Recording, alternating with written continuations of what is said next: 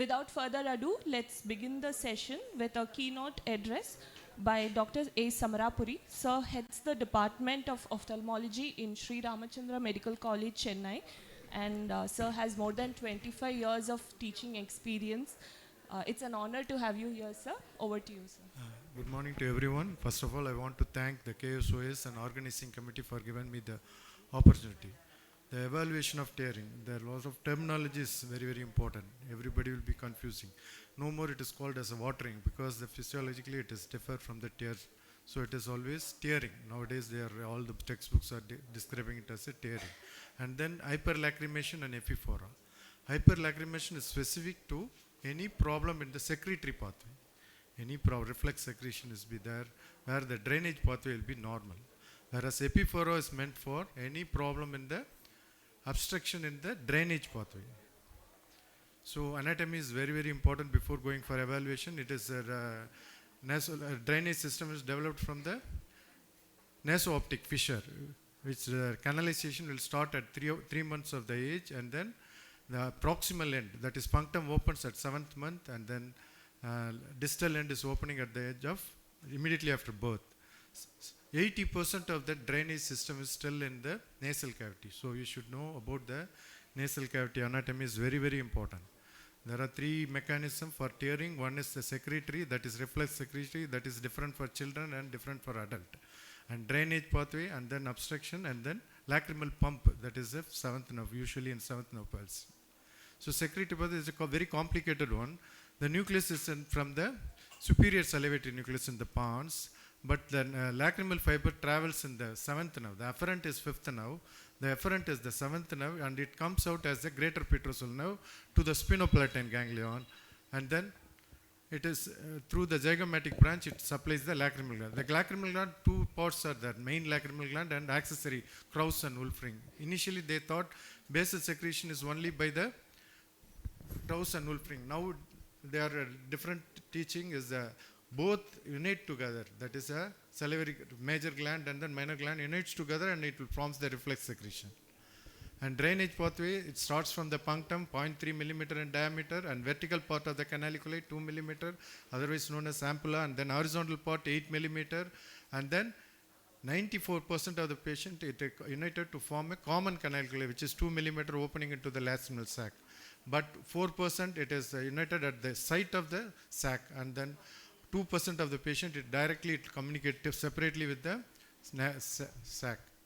Lacrimal pump mechanism, when you are closing tightly the lid, the increase in intrasaccular pressure which pushes the fluid to the nasolacrimal duct, and then it drains into the inferior meatus. When there is a part of the thing which called whenever the eye opens, beginning of the opening of the eyelid, still the punctum is closed, the negative pressure within the sac will increase, and then once the punctum is opened, then immediately it will suck into the thing. And one more thing is the helical pattern of the muscular rupture. That is also plays an important role in the lacrimal pump mechanism. Hyperlacrimation, that is already told you, that is a reflex tearing. It's only in secretory pathway, and then drainage pathway is normal, and lacrimal pump also normal. Patient will have watering, tearing. That is epiphora, where the secretion is normal, but there is an obstruction at the drainage pathway, and lacrimal pump is normal. And then lacrimal pump failure, that is the secretion normal, drainage pathway normal, still patient will have tearing, that is due to the failure, that is not approximation of the punctum into the cul-de-sac or lower lid laxity, 7th nerve palsy, all those things will cause pump failure. So evaluation of tearing, because the causes were different from children and then adult, so they classified as a congenital and acquired. That a congenital always discussed that congenital nasolacrimal duct obstruction, and acquired is from the adult. So congenital, what all the history you have to give importance is whether you have to ask whether it is a constant tearing or discharge is there. Discharge is there, that means there is an obstruction in the nasolacrimal duct. Whether it is present at the birth. Birth means it's a dacryocyl. And then if it is after 6 weeks, usually the symptoms will develop after 6 weeks. That means there is obstruction at the distal, that is nasolacrimal duct. And then it is intermittent. Intermittent cause for children is different. It is mainly due to inferior tabinate hypertrophy, whereas in adult it is due to the dacryolyth or anything due to allergic rhinitis. So ocular examination, you have to concentrate on the lid, and then lid position, and then punctal position, and the swelling at the lacrimal sac area. If immediately after birth is there, it may be mucocil, or if it is develops later on, that is a nasolacrimal duct obstruction when associated with conjunctival congestion and discharge. Characteristic of nasolacrimal duct obstruction. Congenital, again the causes may be due to the punctal. The first picture is the punctal. Second one is the punctal agenesis, and then that is a cutaneous fistula or nasolacrimal duct obstruction, which forms a always swelling below the medial papillary ligament.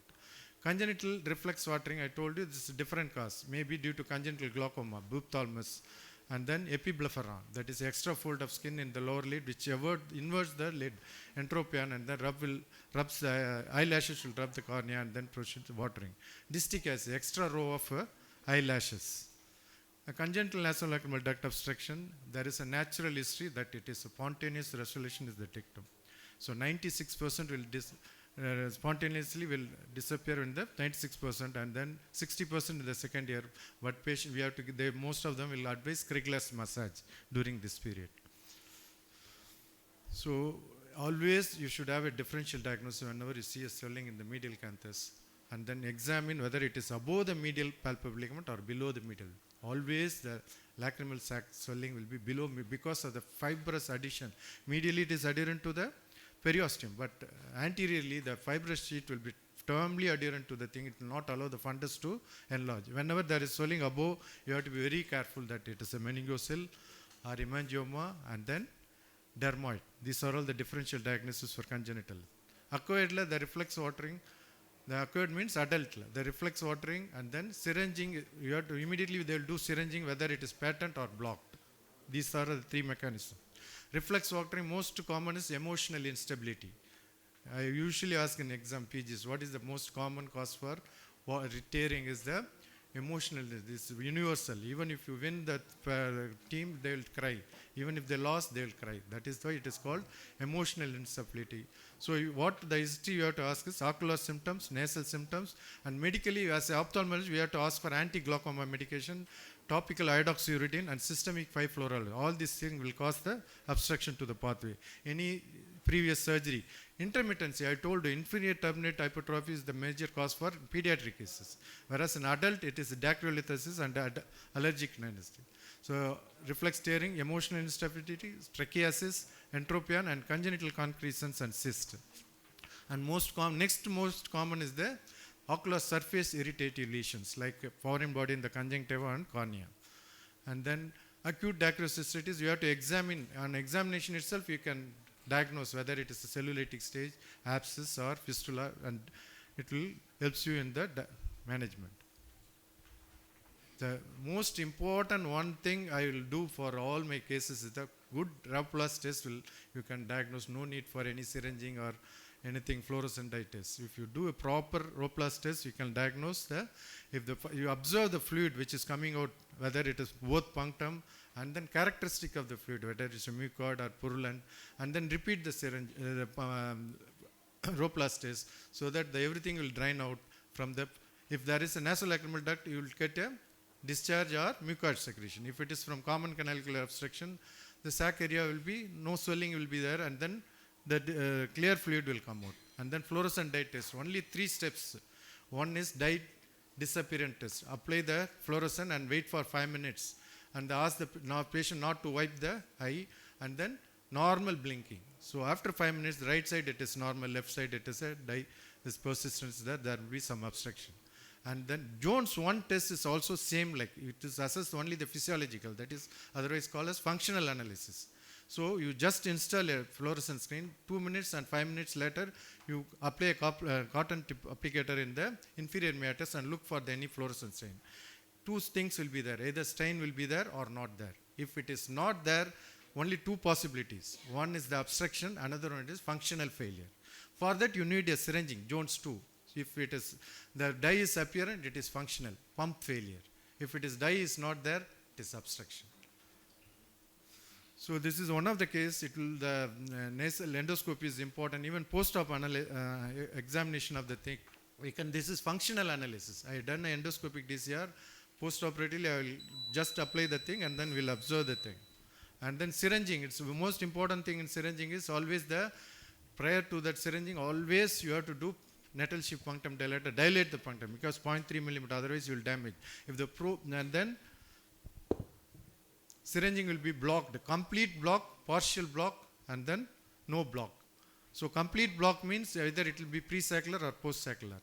Partial block, there is partial stenosis of the nasolacrimal duct, mainly due to neoplasm.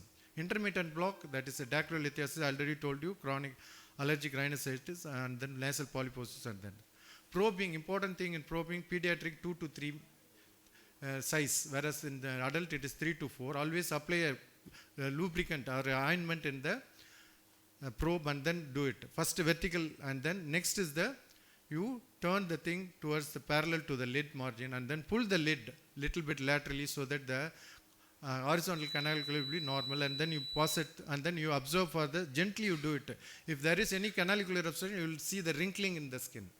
That much observation you have to do. Then you hard stop and soft stop for common canaliculus, and then putting. And therapeutic probing, the landmark is first is the superior orbital fissure, notch. You enter into the 2 millimeter and then horizontal, and then you enter into the thing, and then you look for the direction is very, very important. Posterior, lateral, and then posterior, lateral, and inferior. That is the thing you have to do it for the probing. Thank you.